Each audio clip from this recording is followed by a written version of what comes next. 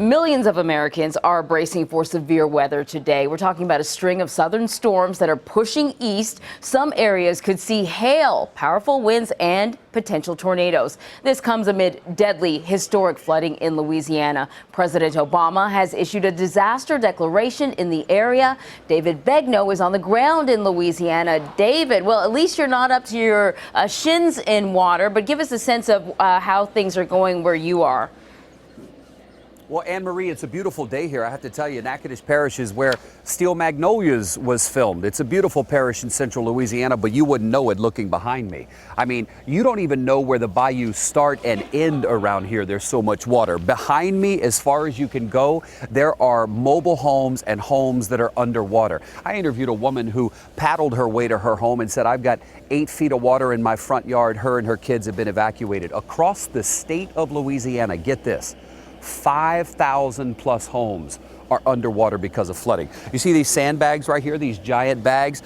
These are trying to stop water from the nearby Saline Bayou. Here's what happened. The bayou rose and they had to build this makeshift dam, right? The problem is the water is seeping underneath. So when you come over on this side, you got the water seeping and it's going toward the community of Clarence, threatening to drown livestock and threatening to flood about 600 homes. Yesterday, Anne-Marie, we went about 2 miles down the levee, and I got to tell you, the water was at the top of the levee. I mean, the local sheriff even said, I'm concerned if people see this, they might get worried that it's about to fail. That's how serious the situation was about 12 hours ago.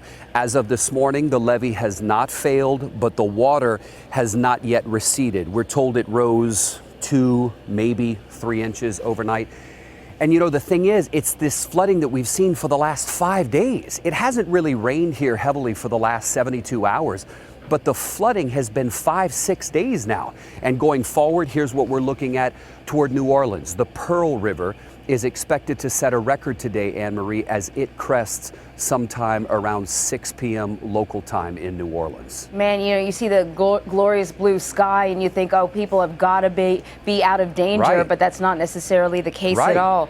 You know, the president declared a major disaster for the area. Do you know what that means for the people on the ground there? Does it mean additional help coming their way?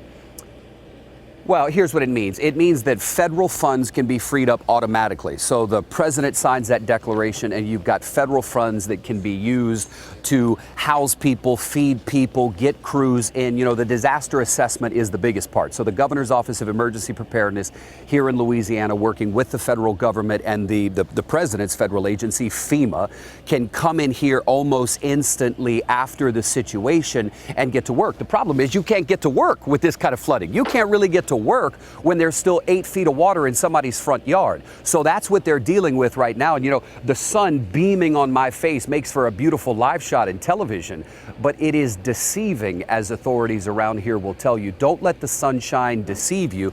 This morning when the sun came up, there are game wardens here, the sheriff's department is here, the levee district is here. They are still watching. You know, when you've got this much water barreled up against the levee can go at any minute. In fact, we've confirmed that in Richland Parish in northeast Louisiana, there was a dam that eroded, broke away, and water burst through last night. Within the last 8 hours, we're told. Evacuations have been ordered. Shelters have been set up. Anne-Marie, there are thousands of people across the state of Louisiana staying either with family and friends right now, in hotels, or at local civic centers and churches, thanks to the Red Cross, because they have been displaced. Still a ways to go. David Begnaud on the ground in Louisiana. Thanks a lot, David.